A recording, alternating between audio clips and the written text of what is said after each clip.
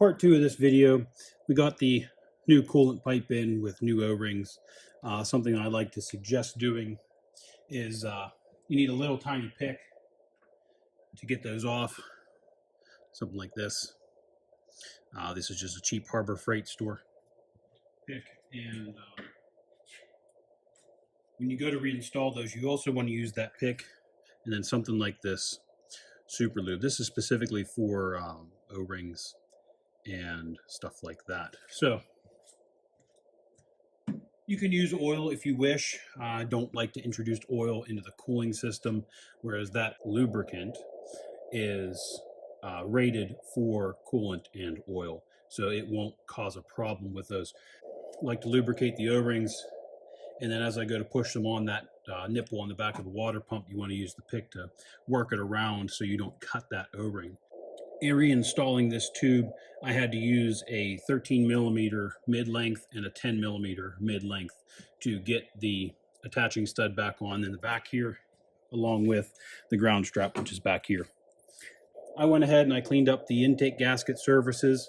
I'm going to go ahead and change these spark plugs real quick. I have this tool here. This is specifically for the 4-valve cars, but if you have a deep intake like these, this type of spark plug socket is a handy thing to have, and something you can also use as a wobble extension. If you wanted to use the wobble extension, you can. It kind of helps prevent you putting that lateral load on the spark plug and possibly snapping it off. But I like to use these and a little bit of a wobble extension to make sure that you get a good bite on that. So as you can see, a little bit of a wobble there.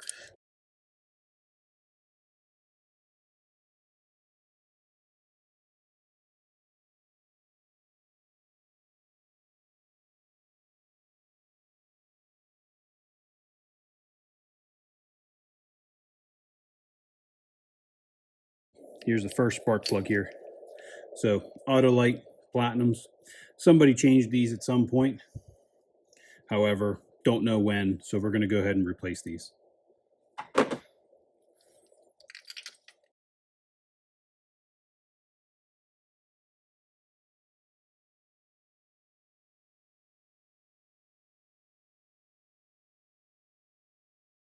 So here we came across a different plug. So different part number. Obviously this isn't conducive to this car running right.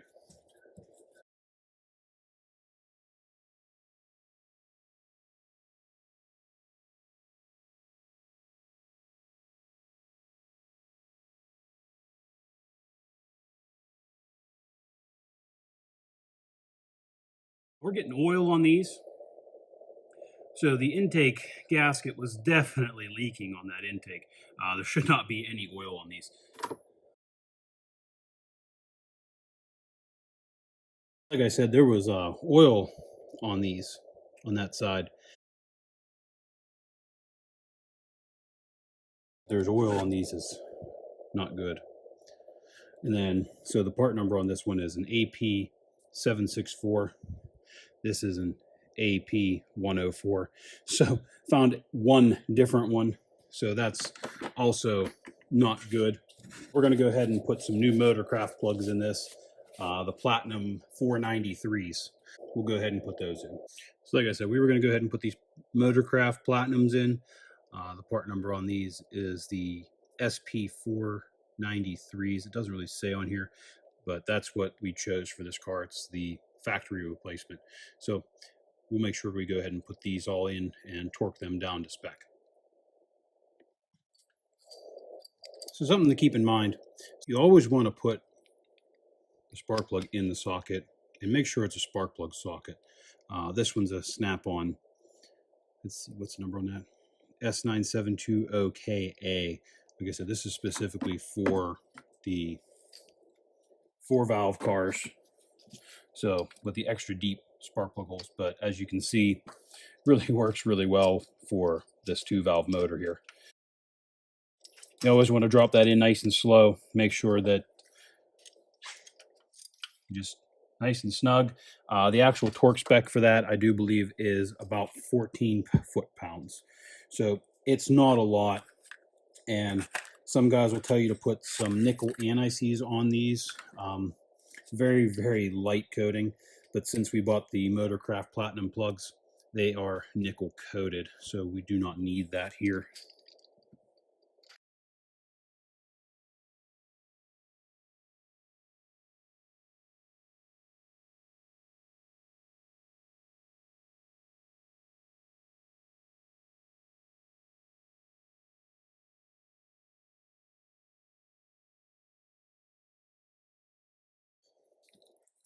Like I said, this spark plug socket's very handy to have. It's a little bit overkill for most people, but if you have a 4.6 engine, 5.4 engine, this is a worthwhile investment. Just something to keep in mind there. So what we're going to do now is we're going to clean the intake off, a little bit of sweeping, a little bit of brake clean on a towel just to make sure it's nice and clean. And we are going to go ahead and put this intake back on. So something I wanted to show you guys was the difference in these Ford and Dorman intakes. You can see the Dorman here on the left. It's very different than the Ford one. You can see the difference in the intake runner design and also the depth of the whole intake. You can also see that there's a bunch of bosses on the Ford intake for bolts, whereas the Dorman one has threaded plastic inserts. So what those do is you have self-tapping screws that will thread in and hold your stuff down. You can also see the quality of the intake is much different. This intake I pulled off of here has a lot of cheap, brittle feel to it. It uses a completely proprietary intake gasket for this intake. So you can't just buy something off the shelf. You have to buy it specifically for this intake. You can also see the height of the coolant in the back there. So while it is close to the same height when you mount it, it is a little bit taller on the Ford, which makes it a lot easier to get to. So something to think about there when you are purchasing an intake. The Dorman one will work for you, but it's not exactly the most opportune part to purchase. So that's why when I had the opportunity to change this one out, I said I'm going to go back to a Ford one because I don't know who put this Dorman one on it, but I don't recommend it. I have done some research on this and found that the intakes do provide a approximately 10 to 15 horsepower difference between the two. Just something to keep in mind there when you're purchasing an intake. Some reading I did on these was the Ford intakes are prone to failure here because you get coolant intrusion in this O-ring. Now I've taken the crossover tube off already. It's this piece here. So what I've read was guys will actually take these apart and put a little bit of blue Permatex on here to help facilitate this seal and keep the coolant from getting in here and crystallizing and breaking this plastic. So that's something we're going to do on this intake and then put it back together before we put it on.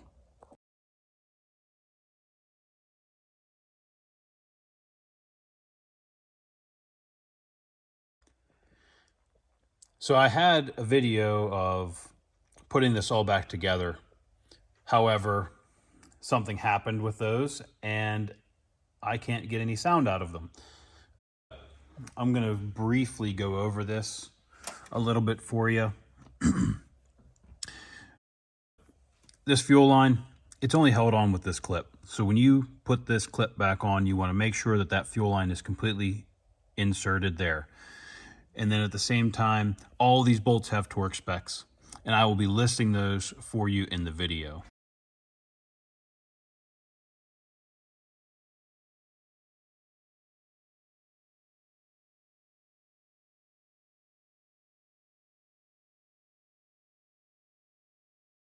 There is a torque sequence also for the intake manifold, and I will be showing that to you as well.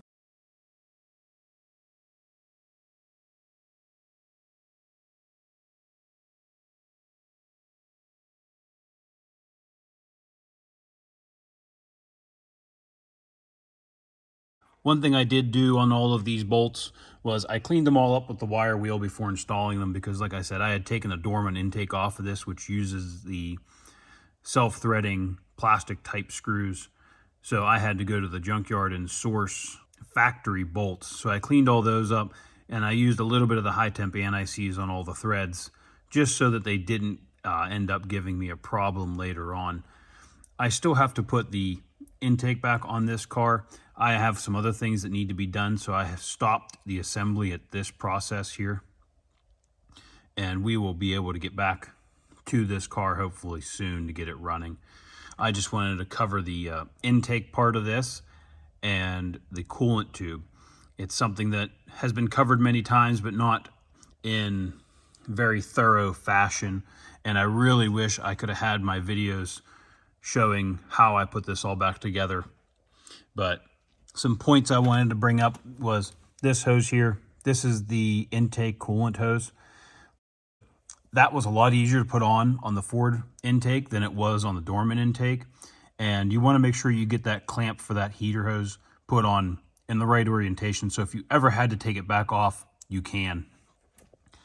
Another thing I want to mention is the process of reassembling this intake. I went ahead and put the intake back in here with the Felpro gaskets, and they do have alignment pins. So you want to make sure those alignment pins are seated into the heads before you put this intake back on. Once you see it, you'll know where they're supposed to go. Once you put that intake back on there and you start getting everything lined up, you want to lay all your intake manifold bolts in and then put your crash bracket back on that is in the back here. That was this bracket back here. You want to get it put back on there, and I used the 2006 stud in the back instead of the 2003 stud. It was a little bit easier to manage, and I used a ratchet wrench to put that in. The torque for that bolt is 18 foot-pounds. And then you want to follow the sequence for the intake. You want to start in the middle there, and I'll give you the sequence for that. I'll show it up here in a photo. So once you torque down the intake, you can go ahead and install your fuel injection rails. I replaced all of the O-rings on the fuel injectors and used that silicone O-ring lubricant that I had showed earlier. Once that was put down in there, I went ahead and put the new coil packs in and tightened down those bolts. Once again, I will post the torque specs for those for you. So once the coils were back in, I went ahead and bolted the fuel rails down. And once the fuel rails were bolted down, I went ahead and plugged everything back in that I was able to plug in. Fuel injectors, coil packs, so on and so forth. I want to make sure that you remember to clean and re-Teflon tape or re-Teflon goop this sensor and put it back in. Then once you do that, you can go ahead and start putting the intake back on top. Put the intake back on, get it bolted down. Go ahead and put your EGR tube back in, and it is a 30 foot-pound rating on the EGR tube. And then also you can start by putting the bracket back on that holds the cables and protects the EGR tube and all the vacuum lines and coolant bypasses and PCV vents. So like I said, I'm sorry that I couldn't show you this step by step. That was a technical difficulty. Not sure if it was me or if it was something else, but we don't have those videos, and I'm sorry about that. So this is kind of the finishing touch for this project. So if you have any questions, feel free to ask. Thanks for watching, and we'll see you on the next one.